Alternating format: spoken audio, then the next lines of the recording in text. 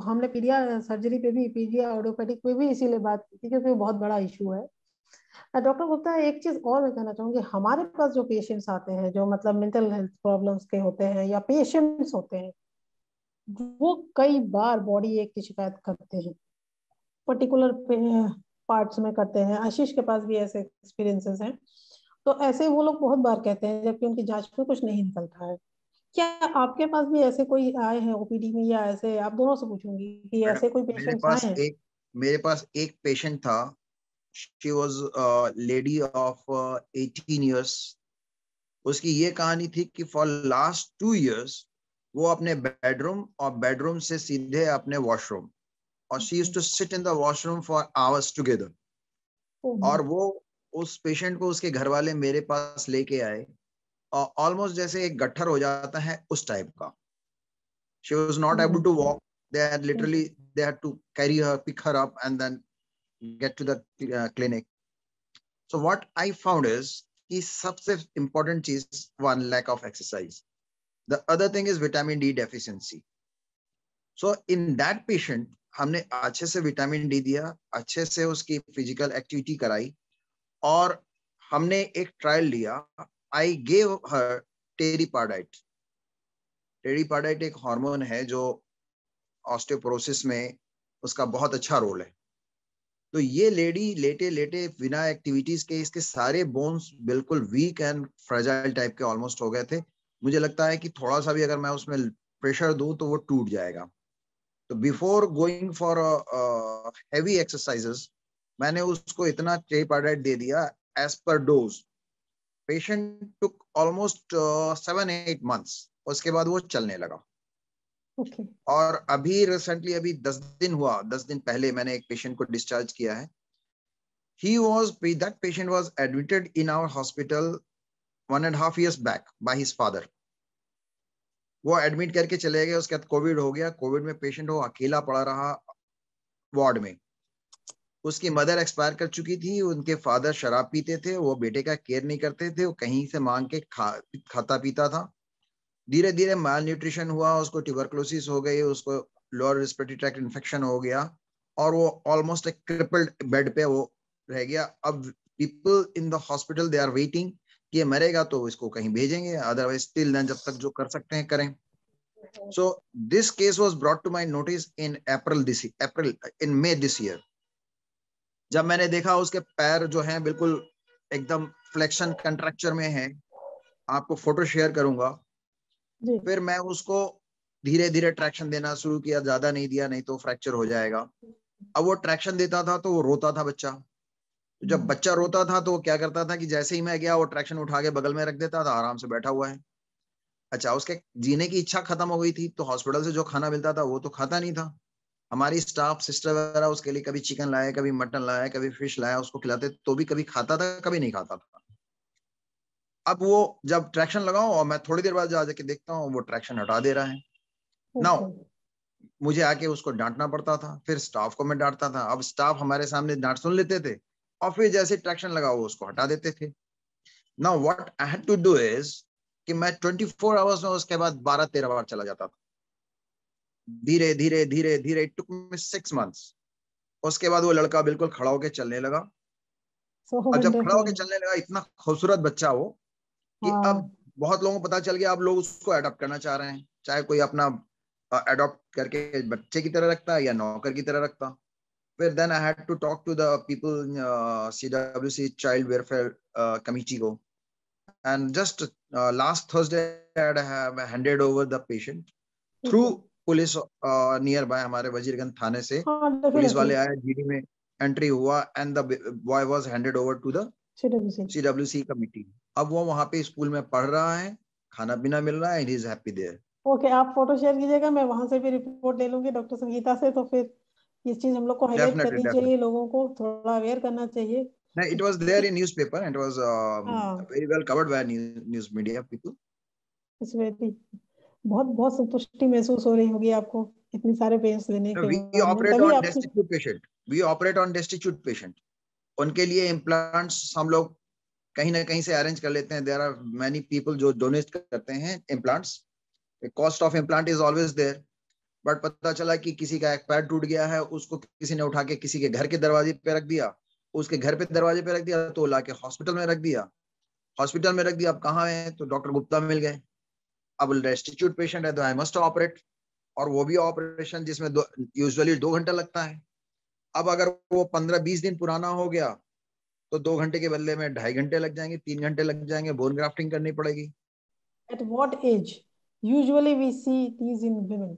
कौन सी एज है जब हम सतर्क हो जाएं कि कुछ ना कुछ प्रॉब्लम आने वाली है? देखो, अगर हमें कोई फर्स्टली अब हम कोई डिसीज को ऑस्टियोप्रोसिस है, it is due to hormonal, it is hormonal disease, तो हम उसको हार्मोनल रिप्लेसमेंट थेरेपी नहीं दे सकते क्योंकि उसके भी अपने कॉन्सिक्वेंसेज हैं। तो हमें इसको क्या करना है, जैसे कि सर ने बताया अभी, कि हमें लोगों को ज्यादा से ज्यादा अवेयर करना है, क्योंकि जो उसके कॉन्सिक्वेंसेज है, लाइक फीमर नेको फीमर फ्रैक्चर हो जाएगा उसके कारण मॉर्बिडिटी इंक्रीज हो जाएगी, पेशेंट बेड रिडन हो जाएगा, या फिर उसको लंबर स्पाइन का फ्रैक्चर हो जाएगा, उसके कारण patient will be on the bed. So हमें इसको ज्यादा से ज्यादा अवेयर करना है ताकि पेशेंट की ये जो कॉन्सिक्वेंसेज है फ्रैक्चर्स वाले और पेशेंट मोर्बिड हो जाए, उसको हमने रोकना है। कैसे रोकेंगे?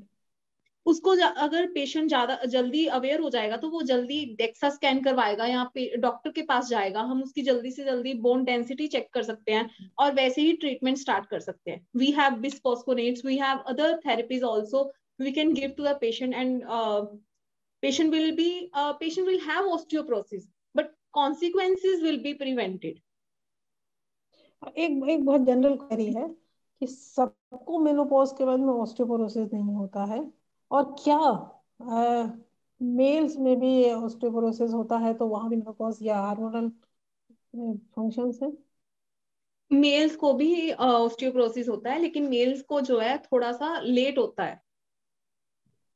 लाइक पेशेंट मीनोपोज के बाद फीमेल्स को होगा, मेल्स को जो है 70-75 ईयर्स में वो जो है वो स्टार्ट होता है ऑस्टियोपोरोसिस। Osteoporosis, okay. तो कौन, अगर अगर मेनोपॉज की एज आ रही है तो हमें वहां अलर्ट होने की जरूरत है कि आपकी बोन्स वीक हो सकती हैं। पेशेंट्स को ये और अवेयरनेस बिल्कुल चाहिए कि उनको डॉक्टर के हाँ, पास जाके अपनी बॉन डेंसिटी चेक करवाना है और हाँ, अपना ट्रीटमेंट जल्दी से जल्दी स्टार्ट करना है। राइट। और एक चीज और है कि डायबिटिक पेशेंट्स और ऑर्थोपेडिक इश्यूज, ये भी इंटर डायबिटिक्स रिलेटेड है? में, यस, डायबिटिक्स में तो बहुत ज्यादा इश्यूज हो सकते हैं, like they they will have carpal tunnel syndrome, they will have frozen shoulder, in those patients osteoporosis will be started earlier। और भी बहुत ज्यादा प्रॉब्लम्स हैं जो डायबिटिक्स में स्टार्ट हो सकती हैं, और उनमें ये भी होता है कि due to their vascular issues, तो उनमें क्या होता है, एम्पुटेशन बहुत देखने को मिलती है क्योंकि उनकी सारी ब्लड सप्लाई जो है रुक जाती है। डॉक्टर गुप्ता, एक हमारे बनारस में अग्रसेन पीजी कॉलेज के रिटायर्ड प्रिंसिपल है, उनका एक क्वेश्चन है कि after joint replacement I still have pain in the joints and severe pain in the back also. और जहां तक मुझे पता है कि उनकी भी मोबिलिटी थोड़ी कम ही है।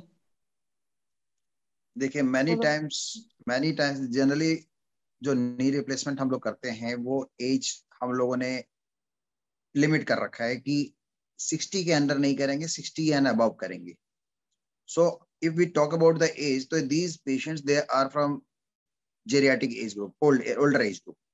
Right, naturally older age group में कई बार स्पाइन की प्रॉब्लम और नी की प्रॉब्लम एसोसिएटेड होती है, दोनों एक साथ में होती है। एंड पीपल दे मिस कि हाँ, इनके नी के साथ में स्पाइन की भी प्रॉब्लम है। आई have seen an number of patient who had spondylolisthesis, जिनकी रीढ़ की हड्डी घसक गई है, and they have been operated, now they are crying with the pain. The other criteria is very recently एक सीनियर IAS ऑफिसर जो principal secretary हैं, उनकी वाइफ का operation doctor Vikram Shah, who is very known orthopaedic surgeon for joint replacement in all over the India and all around the world, उन्होंने किया। And I have seen the post of x-rays, वो एकदम perfect उसके components हैं, जैसे कि मतलब computerised किया हो और कोई 1% भी कहीं से कोई कमी ना हो। But despite that lady she is having pain. Now where is that pain? वो पेन जहाँ पेस एंसाइनस जहाँ अटैच होता है वहां पे उसको पेन है। That pain is not in the knee. वो पेन कहाँ पे है? जहाँ पे medial side of the knee, वो जॉइंट से थोड़ा नीचे, वहां पे पेन होता है। तो उस जगह पे पेस के पास उसका पेन है। तो पेस एंसाइरिनस का एक बर्साइटिस होता है जो यूजुअली लोगों को कंफ्यूज करता है, हमारे नी में पेन है, it is around the knee. But वो पेन का आप क्लिनिकली एग्जामिन करेंगे तो पता चलेगा कि वो नी से अलग है। अच्छा, नी में पेन होने का कोई मतलब नहीं है, बिकॉज नी का जो पेन वाला एरिया है वो हमने रिप्लेस कर दिया। वहां पे मेटल है और मेटल के बीच में पॉली है, तो मेटल और पॉली वो पेन कभी नहीं करेगा। तो पेन जब भी उनको है तो उसके इन एंड अराउंड पे कहीं है। तो that has to be checked. हो सकता है कि उनका पैटेला में कुछ प्रॉब्लम हो सकता है उसके पेस में उनकी कुछ प्रॉब्लम हो, and spine he must get it checked कि हाँ स्पाइन में उनके लिस्थेसिस है या स्पॉन्डिलाइटिस है या ऑस्टियोपोरोसिस हो रही है या कोई पुराना कोई वर्टिब्रल कोलैप्स है या कोई ट्रॉमा है, that has to be checked. Otherwise knee surgery is very very rewarding surgery. लोग खड़े नहीं हो पा रहे हैं, टेढ़े मेढ़े पैर हो गए, इन लोगों को एक नई जिंदगी मिलती है नी रिप्लेसमेंट के बाद, and they are very very happy after knee replacement. Very ये बात recently, तो है। yes, just 10 days before, I did a replacement in a lady who is around 70 years, mostly diabetic and ये diabetic and hypertensive patient ही आते हैं हमारे यहाँ। जी। Now, उसका मैंने replacement किया था 5 साल पहले। Now, जब ये वाला replacement मैंने किया, उसके वो 2 दिन के बाद हम डिस्चार्ज करते हैं। Now 2 दिन के बाद जब पेशेंट जाने लगी तो मैं कहा कि आप चलती क्यों नहीं है, चलिए। तो वो बेचारी डर से नहीं चल रही थी, हम लोग सेकेंड डे चला देते हैं पेशेंट को। तो वो खड़ी हुई तो खड़ी हो गई, तो कही अरे हम खड़े हो गए। अब उसको याद वहाँ पेन था, वो खड़ी हो गई, खड़ी हुई, अरे हम तो खड़े हो गए। और जनरली क्या होता है, पेशेंट जैसे दूसरे दिन हमने कहा चलिए तो चले, अरे हम डॉक्टर साहब हम तो चल रहे हैं, अरे आप चलेंगे क्यों नहीं। Is very rewarding surgery. ये मैंने भी देखा है कि आप लोग दूसरे दिन खड़ा कर देते हैं, क्योंकि हमारे भी एक रिलेटिव का हुआ था और हम लोग को लग रहा था अरे ये कैसे चलेंगे, पेशेंट खुश होता रहा था हम कैसे चलेंगे, और फिर वो इतना अच्छे से पेन मैनेजमेंट के साथ में चल रही थी। So wonderful. डॉक्टर साहब, अर्थराइटिस ट्रीटमेंट, ये एक लखनऊ से ही सवाल है। Does arthritis treatment with short time steroids can cause adverse effect on the body in future? I think yes, every time steroid can effect. Don't. I very rarely I prescribe steroids and very rarely I prescribe painkiller. I don't give painkiller. My 80% of the prescription has only calcium and vitamin D. वाह, क्या बात Sometimes है। we may add some local gel, otherwise not. Very nice.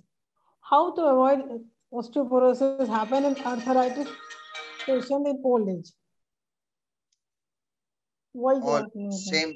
same fundamental thing is sunlight exposure, adequate calcium intake, regular exercise, quit smoking, adequate hydration, take all nutritions.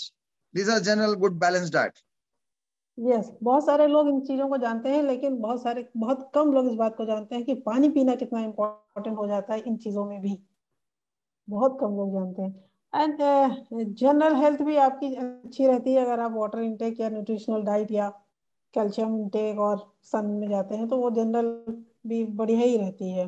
And एक सवाल जो ये भी है कि अगर 45 प्लस हो जाए तो बोन्स के लिए क्या करें, तो यही जवाब है जो सर ने अभी बताया कि प्रॉपर देखभाल करें और अपने से दवाइयां नहीं लें और बहुत सारा पेन किलर खा के अपने दर्द को छुपाएं मत। जल्दी से जल्दी हमारे डॉक्टर्स के पास में जाएं ताकि सही जांच हो। ये भी एक बड़ी कॉमन प्रैक्टिस है सर, दर्द हो रहा है, दुकानदार से दवा ले ली, फार्मासिस्ट से, और दवा खा के काम चला लिया।